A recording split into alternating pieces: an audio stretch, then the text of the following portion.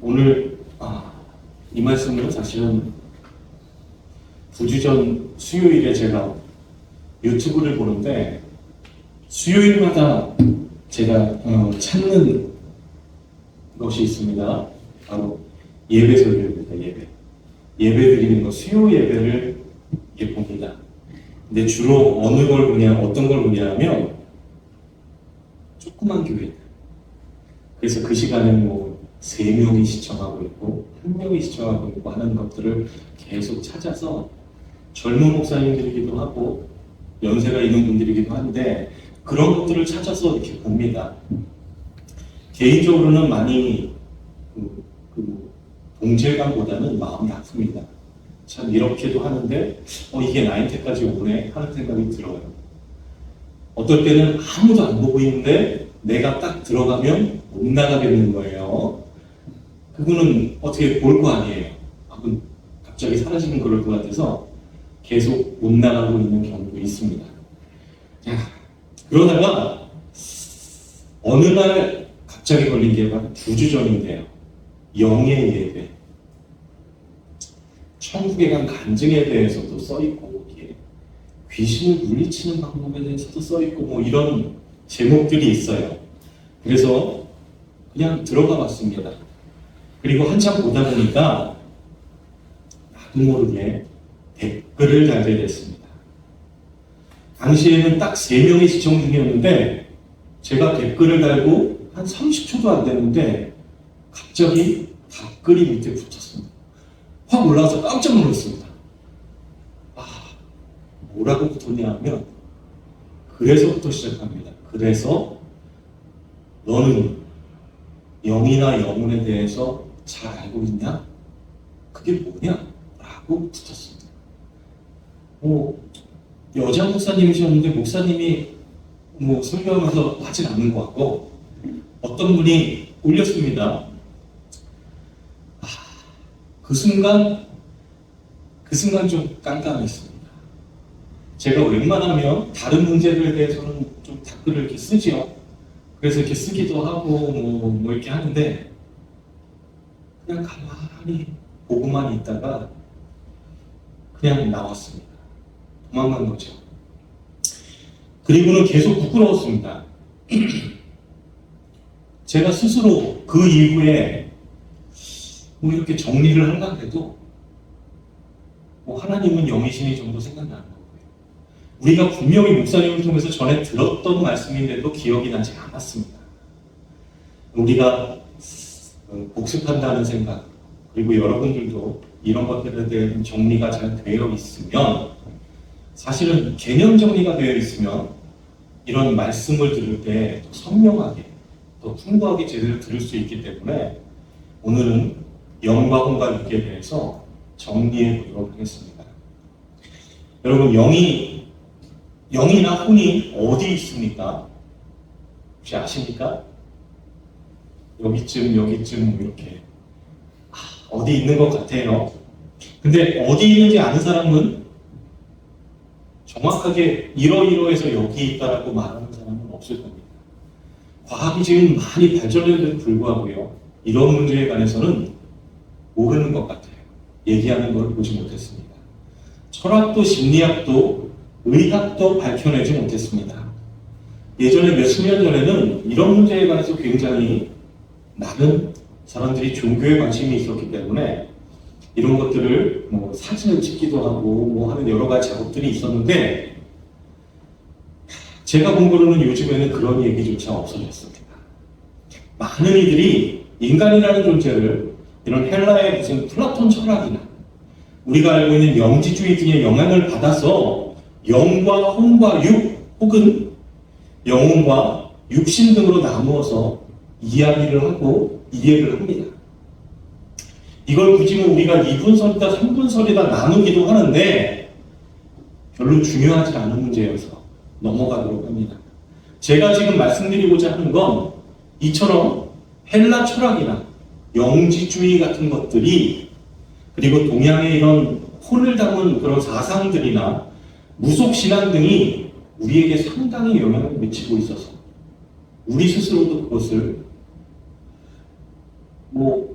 믿지 않는다고 하지만 상당 부분 그것에 대해서 의식하고 있는 것을 오늘 우리가 잘 알고 있어야 된다고 생각합니다. 많은 분들이 인간 안에, 인간 속에 영과 혼과 몸이 각각 구별된 영역을 갖고 있는 독립적인 본질로 존재하고 있다고 생각을 합니다. 그래서 어떤 사람은 예배를 드릴 때도 영의 예배를 드린다고 하기도 하고요. 내가 혼을 다해서 영을 예배를 드린다고도 하는 이런 얘기들을 합니다. 그리고 우리가 매체를 보면서 전설의 고향이나 꼬마 유령 캐스퍼나 장화홍련 같은 영화를 보면서 그곳에서는 옛날의 동화나 그리고 이야기들, 영화 등을 통해서 인간들이 갖고 있는 그러한 것들에 대한 존재론에 대해서 어느 정도 나타나고 있는 것 같아요. 우리의 몸과 분리된 독립적인 개체로서의 어떤 존재가 우리 안에 존재하다가 어떤 순간, 어떤 이유로 몸에서 튕겨져 나가게 되면 그 자체로 없어지는 것이 아니라 독립된 개체로 존재할 수 있다는 생각들입니다. 우리가 장화홍련전이나 전설의 고향 같은 데 보면 몸은 이미 무덤 속에서 썩어져 있는데 불구하고 어떤 독립적인 개체로 그것이 영인지 혼인지 우리가 잘 알 수는 없지만 그것이 나타나서 누군가에게 하소연을 하고 누군가를 놀라게 하고 누군가를 응징하는 그러한 것들로 나타나기도 합니다. 이게 인간들이 갖고 있는 어떤 인간의 존재론인 것이에요. 이게 영지주의고 헬라 철학이고 동양 사상인 것입니다. 사람들에게 그게 무엇이냐고 물어보면 사실 정확하게 얘기하지 못해요. 그런데 자기들이 배웠던 것과 자기들이 인지한 것을 가지고 그러한 것들을 추론하고 상상을 해서 자기들 마음대로 대답을 합니다. 그런데 성경에는 영과 혼과 육이 아주 정확하게 구별되어져서 기록이 되어 있습니다. 우리가 이것을 잘 알면 최소한 성경에서 얘기하는 영과 혼과 육이 어떤 것이고 그것을 통한 성경적 사상들, 그래서 하나님의 은혜를 느낄 수 있는 기회입니다. 오늘은 뒤까지 가지 못합니다. 그냥 딱 이것에 대한 개념 정리 정도만 하려고 합니다. 그런데 우리가 개역 성경만을 보다 보면 이걸 다 이해할 수는 없습니다. 개역 성경의 번역 자체가 영과 혼과 몸, 그 중에 특히 영과 혼에 대해서 분별 없이 번역해 놓은 것들이 많기 때문에 그래요. 번역을 한 사람 자체가 이런 것에 대해서 잘 모르기 때문에, 그래서 번역을 그렇게 했을 것 같다는 생각이 들기도 합니다. 이 단어들을 막 혼용해서 썼기 때문에 우리가 성경을 읽는 것만으로는 확실하게 영과 혼과 몸에 대해서 분명한 구별과 판단을 할 수 없습니다. 그래서 예수를 믿는다는 사람들조차도 영이나 혼 혹은 영혼 등을 사람이 죽으면 염라대왕 앞에 끌려가게 되는, 그리고 사람 안에 있는 어떤 보이지 않는 것 정도로 이해하는 경우가 많이 있습니다. 그래서 내가 죽게 되면, 누군가 죽게 되면 우리가 연기같이 사라져서 나가서 염라대왕이나 하나님 앞으로 가게 된다고 우리는 생각하는 것이 있습니다. 가위에 눌려본 적 있습니까? 가위에 눌리면 가끔가다 귀신이 나오기도 하죠. 사실은 귀신이 저기 서 있는 것 같기도 하고 어두컴컴한 곳에. 그래서 막 무섭고 우리가 그것에서 답답함을 느꼈던 적이 있을 것입니다. 그것들조차도 그러한 것이 반영된 것이 아닌가 생각이 되어집니다. 서양에서도 이러한 사상, 비슷한 사상들이 많이 있습니다. 우리 장인어른께서 이제 치매가 좀 진행이 되셔서 저희가 돌봐드려야 될 때 저희가 자주 산책을 나갔습니다. 어느 날 이렇게 같이 걷다가 저기 뒤에 있는 인숙이가 기침을 했습니다. 그랬더니 갑자기 God bless you 하면서 이렇게 딸을 만져주는 걸 제가 봤어요. 깜짝 놀랐습니다. 저는 무슨 뜻인지는 알고 있었어요. 왜 그러는 것인지. 그런데 모르는 사람이 있어서 막 다시 거기서 설명했던 그런 기억들이 있습니다. 이처럼 서양에서는 재채기를 하면 혼이 놀라서 도망갈까봐 그러지 말라고 God bless you 아니면 bless you 하면서 인사를 건네기도 하죠. 이거는 다른 것들도 있습니다. 이 영혼에 대해서 아프리카 인디언들 얘기는 여러분도 알고 계실 겁니다. 초원으로 말을 달려가다가 가끔 이 인디언들이 선다 그러죠. 왜요? 너무 빨리 달려서 영혼이 쫓아오지 못할까. 가끔 그렇게 정말 쓴답니다. 근데 지금도 그런데요. 지금은 말이 아니라 차를 타고 다니는데도 이 사람들이 빨리 가다가 가끔 가다가 갓길에 쓰거나 휴게소에 들려서 쓴다고 합니다. 쉬려고 그러는 것이 아니라 내 영혼이 나를 못 쫓아가서 나를 잃어버리고 나의 영혼이 없어질까 봐 나의 영혼이 따라오라고 실제로 그런다고 합니다. 여러분 그거 아시죠? 장례식장에서 군인들이 장례식을 하면 총을 쏩니다. 아니면 포를 쏘기도 합니다. 하늘을 향해서. 그거 왜 그런다고 알고 계십니까? 그 죽었던 영혼이 다시 돌아와서 나를 공격할까봐 그걸 죽이는 작업을 하는 겁니다. 이것도 인디안들에게서 시작된 것입니다. 인디안들이 장례식을 할 때는 항상 하늘을 향해서 활을 쐈다고 합니다. 그걸 보고 그 사상을 배운 것이 바로 군대의 장례식이라고 합니다. 그 영혼들이 자신을 해코지 하는 것을 못하게 하기 위해서 아니면 멀리 쫓거나 그것을 없애기 위해서 했다고 합니다. 자, 이런 말들은 성경이 말하는 영이나 혼이나 영혼, 이 몸에 관해서 많이 다른 내용입니다. 성경은 뭐라고 얘기합니까? 히브리 원어 성경을 보면 구약 성경에서는 영과 혼과 몸이라는 단어가 정확하게 르아프, 네피시, 바사하르 이렇게 구분이 되어서 기록이 되어져 있습니다. 신약 성경에는 영과 혼과 몸은 이렇게 이야기하고 있습니다. 푸뉴마, 푸시케, 소마 등으로 정확하게 구분되어져서 기록이 되어져 있습니다. 몸인 소마와 육체인 사르스, 이것도 다른 개념이어서 오늘 복잡해지면 안 되기 때문에 이건 생략하도록 합니다. 우리가 영은 푸뉴마라고 합니다. 푸뉴마. 성령이지요, 성령. 이 푸뉴마라는 그 단어는 항상 성령을 가리킵니다. 그런데 어느 때에는 그 푸뉴마라는 단어가 성도의 영을 가리킬 때도 있습니다. 그러니까 우리 안에 살아계신 이는 우리 영혼이 아니라 그리스도의 영이 성령이라는 것입니다. 정확하게 말해서 우리 성도의 영은 우리의 것이 아니면서 외부의 어떤 존재, 그리스도죠, 그리스도. 존재로부터 우리의 것으로 우리에게 주어졌고 그것으로 우리는 그것을 인정하게 되는 것을 말하는 것입니다. 이것을 다른 말로 얘기하면 우리 인간은 예수 그리스도를 만나기 전까지는 영이 없다는 것입니다. 그걸 영이 죽었다라고 하는데요. 예수를 만나기 전에 성령 받기 전에 모든 인간의 영은 죽었다고 그러죠. 그 영이 죽었다는 것은 그 상태에서는 영이 없다라는 뜻입니다. 영이 없다. 이 말을 오해하시면 안 됩니다. 이 말은 인간 안에 그러니까 인간 한 사람 한 사람이 각자가 가지고 있는 어떤 영이 죄로 인해 죽었다가 그리스도의 영이 들어옴으로 말미암아 그리스도의 영과는 별개로 나의 죽은 영이 살아난다 이런 개념이 아닙니다. 그럼 우리 안에 영이 두 개가 있어야 되죠. 근데 영은 하나입니다. 성령과 살아난 우리의 영 그런 거 아니라는 말씀입니다. 성경에서 말하는 영은 딱 한 가지밖에 없습니다. 단 한 단어로만 사용을 합니다.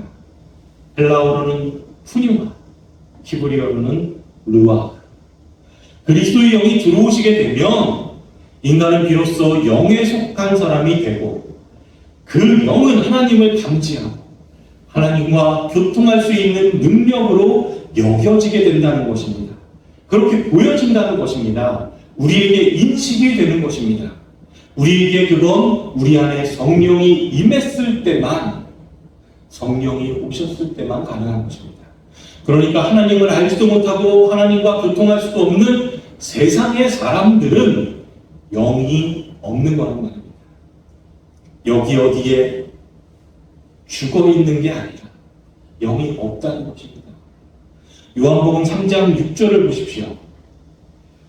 육에서 난 것은 육이요 성령으로 난 것은 영이니 말씀하고 있습니다. 여기에서 성령 나오죠. 그 다음에 영이 나옵니다. 영. 이건 똑같은 풀용말입니다. 다른 단어가 아닙니다. 성령으로 난 것이 영이다. 이렇게 얘기하고 있는 것입니다. 같은 단어이기 때문에 이렇게 얘기해야겠죠. 성령으로 난 것은 성령이다. 이렇게 이야기하는 게 맞습니다. 이렇게 성도의 영은 성령의 들어오심으로부터 시작되는, 그때부터 존재하는 영인 것입니다. 그걸 예수님이 성령으로 낳는 것이라고 표현을 한 것입니다. 이렇게 성도의 영은 하나님의 은혜로 예수 그리스도와 관계가 맺어지고, 우리는 이걸 성경에서 연합이라고 합니다. 관계가 맺어지고 성령의 역사로 말미암아서 하나님과의 교통이 가능하게 된 그 상태를 우리는 영이라고 합니다. 내 안에 어떤 영이라는 게 존재해서 그게 죽었다가 살아났다가 하는 게 아니라 하나님의 은혜로 말미암아 예수 그리스도의 영이 우리 안에 들어와서 우리가 하나님과 교통하게 될 수 있는 그 상태를 영이라고 한다는 것입니다. 그러니까 영이라는 것은 독립적이고 개별적인 어떤 존재가 아니라는 것입니다. 하나님의 은혜로 말미암아 예수 그리스도의 영이 우리 안에 들어왔고, 우리가 그를 통해서 우리가 하나님과 교통하게 될 수 있는 그 상태에 있는 사람, 바로 그들이 살아있는 자들이고 그들만이 그리스도의 은혜로 열매를 맺게 되는 것입니다. 바로 그리스도의 영이 들어오심으로부터 시작하는 것입니다. 자, 창세기 2장 7절에 보시면 생기, 루아오, 성령이죠. 생기를 받고 생명이 된 아담의 모습에서 바로 원시 모형으로, 그림으로 그려져 있는 것이죠. 루아오가 들어오기 전에 아담은 네피시였습니다. 그게 혼이라는 단어이죠. 네피시. 조금 이따 우리가 설명을 드릴 텐데, 그 네피시는 스스로 살아서 움직일 수 있는 존재입니다. 거기에 루아오가 들어오니까 생명이 되는 것입니다. 그 상태를 영이라고 하고 그들을 하나님의 백성이라고 하는 겁니다. 그러니까 하나님의 나라에 영혼이 간다는 것은 우리 몸 말고 우리 안에 들어있는 어떤 연기 같은 것이 빠져나가서 이상한 혼백 같은 것이 하나님의 나라에 가는 것이 아니라 그냥 직접 내가 가는 것입니다. 내가. 우리의 전인적인 존재로서의 내가 가는 것인데, 내 안에 그리스도의 영이 들어와서 나와 연합되어져서 하나님과의 관계 있는 자가 되어서 간다라는 의미에서 영이 간다. 이렇게 이야기하는 것입니다. 우리가 좀 더 구체적으로 예를 들어 설명을 한번 해봅니다. 고린도전서 15장 45절을 보시면 기록된 바 첫사람 아담은 생명이 되었다 하는 것 같이 마지막 아담은 살려주는 영이 되었나니, 여기에서 첫사람 아담에게 쓰인 영이라는 단어와 마지막 아담이신 예수님에게 쓰인 영이라는 단어가 서로 다른 단어입니다. 첫사람 아담에게 쓰인 단어는 우리가 흔히 혼이라고 번역을 하는 푸시피, 네시피, 이 혼입니다. 혼. 그리고 마지막 아담 예수님에게 쓰인 영은, 이 단어는 푸뉴마, 루하흐입니다. 루하흐. 둘은 완전히 다른 단어 아닙니까? 이 부분은 사도 바울이 창세기 2장 7절의 그 생명의 부분을 인용해서 쓴 것입니다.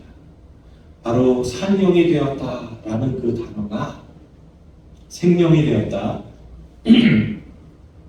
그러니까 바울이 그 단어를 살아있는 영이 아니라 살아있는 푸시케, 즉 살아있는 혼이라고 이야기한단 말입니다. 따라서 창세기 2장 7절의 그 생명도 살아있는 영이 아니라 살아있는 혼이 되어야 맞는 것입니다.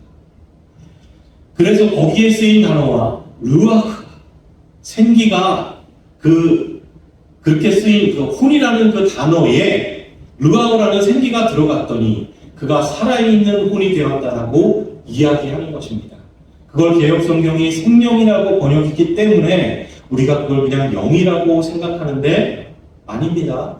확실하게 이건 살아있는 혼이라고 우리가 생각해야 합니다. 그러니까 살아있는 혼에 성령께서 들어가셔서 하나님과의 관계 있는 존재가 비로소 되었을 때 그걸 영이다 이야기하는 겁니다. 그 상태를 말하는 거예요. 창세기 2장 7절을 보시면 여호와 하나님이 흙으로 사람을 지으시고 생기를 그 코에 불어넣으시니 사람이 생명이 된지라. 하나님께서 흙으로 사람을 지으시고 이게 몸입니다. 몸 그리고 그걸 살아 움직이게 하셨습니다. 그게 혼입니다.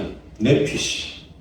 짐승들이 죽은 흙이었는데 움직이지 못하겠죠. 죽은 흙이었으니까. 그런데 하나님의 창조의 능력이 더해지자 생기가 안 들어갔어요. 짐승들에게.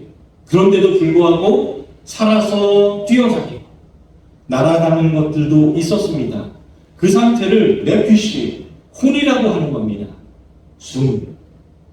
생명이 들어가는 상태. 물론 육체적인 우리 육적인 생명인 거예요.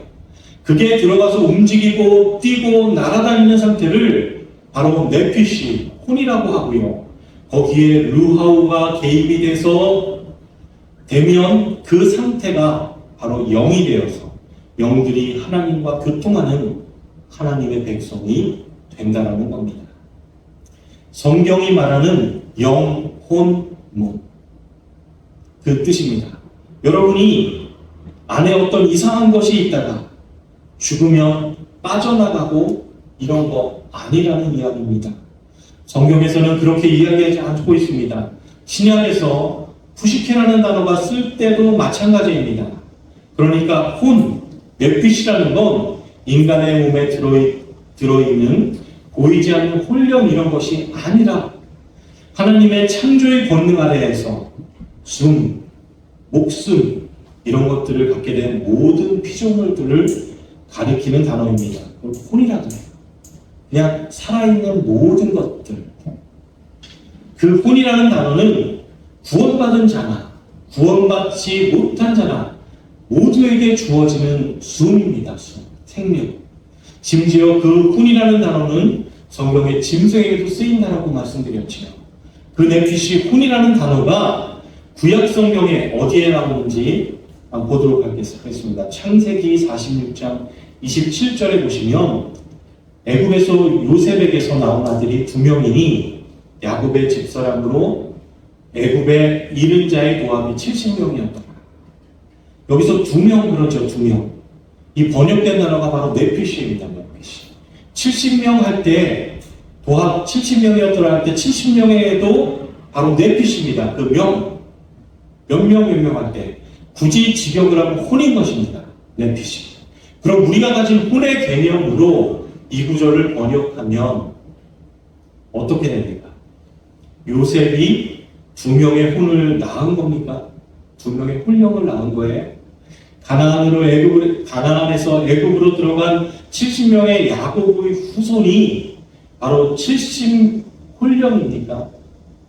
성경은 그것들을 정확하게 네피시라고 기록하고 있단 말입니다. 그러니까 성경에 나오는 네피시, 이 혼은 우리가 이야기하는 마음도 아니고 우리가 알고 있는 사전적 개념의 혼령도 아니라는 것입니다. 말씀드린 것처럼 성경이 말하는 혼은 하나님의 창조의 손길이 직접 닿은 숨이 붙어있는 모든 존재, 그것을 가리키는 것이고, 좀 더 정확하게 말하면 피조물들에게 하사된 하나님의 생명과는 구별된 역사 속에서의 생명, 그리고 하늘과는 또 구별되는 지옥 속에서의 생명을 총칭하는 것을 혼이라고 한다는 것입니다. 지옥에서 인간들이 몸을 갖고 살아서 고통을 당하는 그 상태도 혼인 것입니다. 그래서 천국과 지옥에 혼이 간다라고 우리는 이야기합니다. 물론 그건 육신적인 생명을 가리키는 거고, 아울러 하늘의 생명과 대조되는 지옥의 생명을 말하는 것입니다. 열왕기상 17장에 나오는 사르밧 과부의 아들의 몸에서 혼이 나갔다 들어갔다 합니다. 혼이 나가면 죽은 흙이 되는 것입니다. 혼이 들어오면 숨이 굳는 것입니다. 생명이 굳는 것입니다. 그래서 혼이에요. 그 안에 들어갔던 그 사람이랑 비슷하게 생긴 그 어떤 연기 같은 것이 나왔다 들어갔다 한 게 아니라는 것입니다.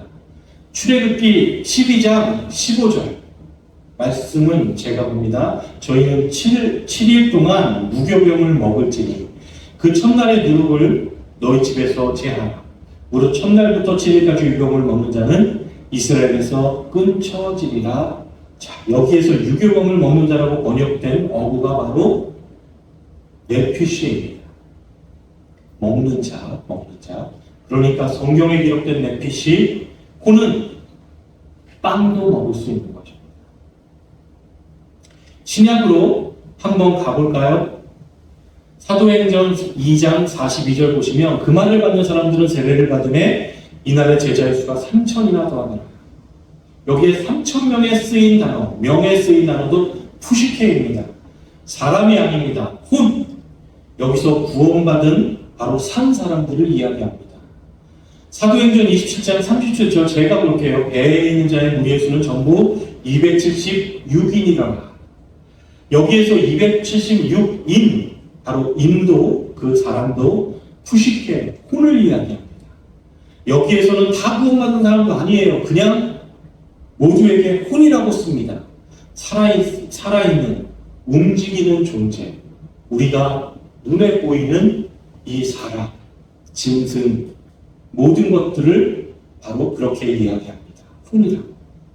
이렇게 성경에서는 혼이라는 개념은 하나님의 창조의 능력에 의해서 산 존재가 된 사람들을 된 것을 말하는 것이고요. 그건 믿는 자이거나 믿지 않는 자 모두에게 쓰이는 그냥 보편적인 칭호입니다. 그래서 그 혼을 가리키는 네피시나 네사마라는 단어는 숨이나 목숨 등으로 혼용되어서 쓰기도 하는 것입니다.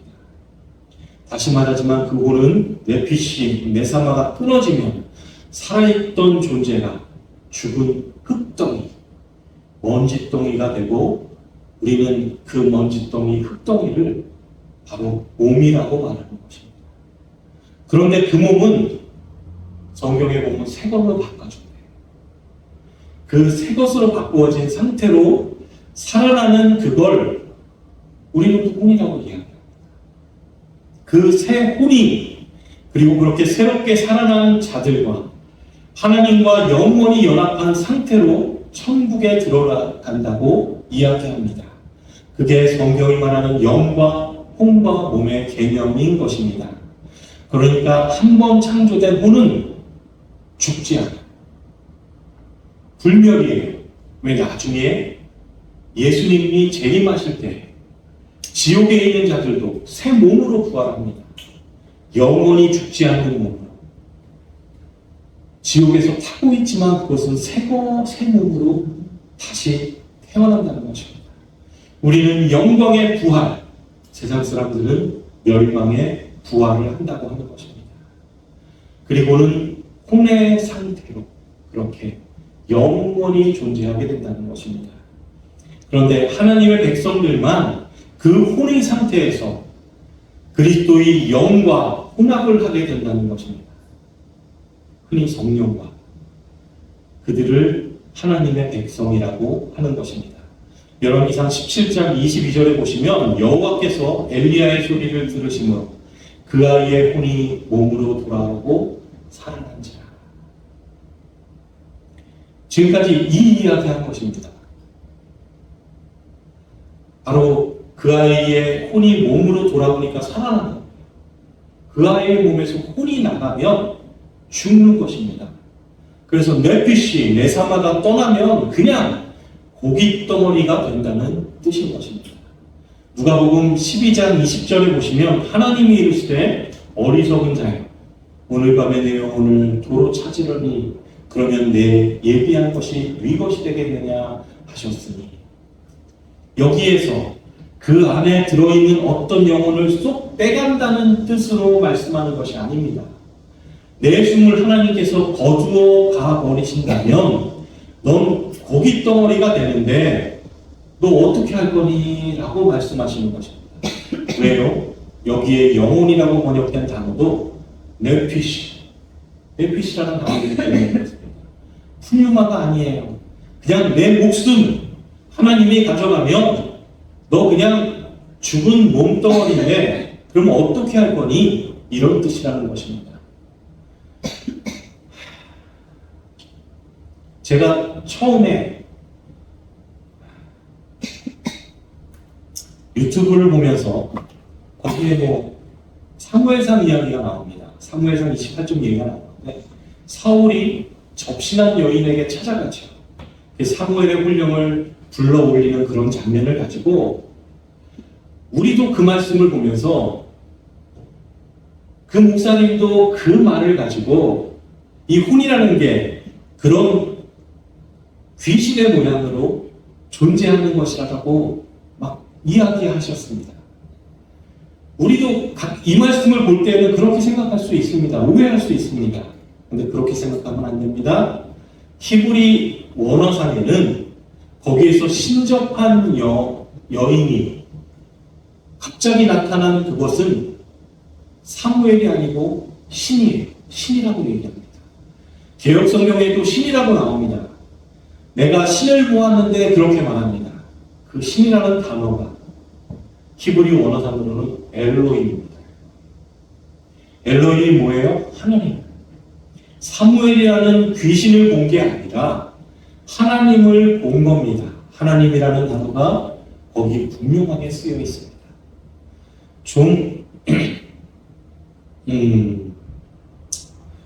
매주 금요일에 윤수이가 병원에 갑니다.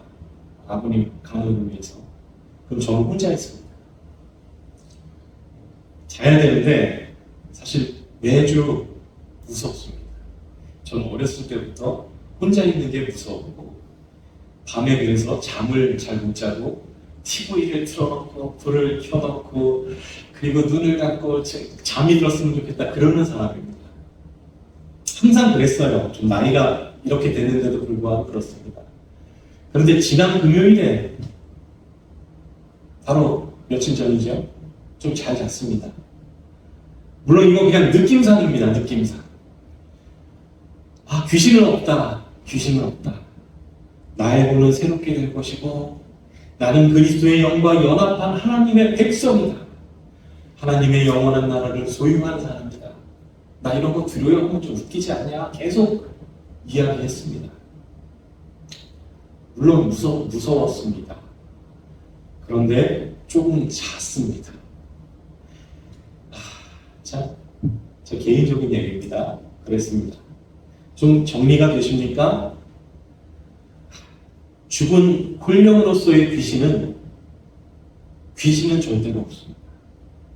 죽은 사람의 몸에서 나와서 여기저기 떠돌아다니는, 그래서 사람들에게 목격되어지는 그것은 진짜 그 사람의 몸에서 나온 것이 아닌 거란 말씀을 드리는 거죠. 귀신이 있다 없다 우리가 얘기할 수는 없습니다. 왜요? 마귀의 세력들이 그러한 모습으로 우리를 속일 수 있기 때문에 그렇습니다. 그게 마귀의 작전이든 그 사람들로 그렇게 믿게 하여서 지속적으로 그렇게 사용하는 것이든 알 수는 없지만 실제로 우리 앞에 나타나는 마귀라는 것, 그러니까 귀신이라는 것은 특히 귀신들 중에서 우리가 알고 있는 사람으로 나타날 때 있다고들 얘기하잖아요. 나의 돌아가신 할아버지가 아니면 나의 누가 나와서 우리에게 어떻게 하라고 얘기했다거나 이렇게 얘기하는 것은 결단코 없다는 것입니다. 다만 사탄이 우리로 혼미케 하려 그쪽으로 하나님보다도 그쪽을 더 믿게 하기 위해서 쓰고 있는 작전입니다. 그것을 볼 때에 마귀가 사람들로부터 확립해 놓은 세상의 사상에 우리가 상당히 젖어 있음을, 영향을 받고 있음을 우리는 느낍니다. 아까 말씀드렸던 영지주의나 동양 사상에 아니라고 생각하는데 실제로 두렵잖아요. 그런 것을 느낍니다.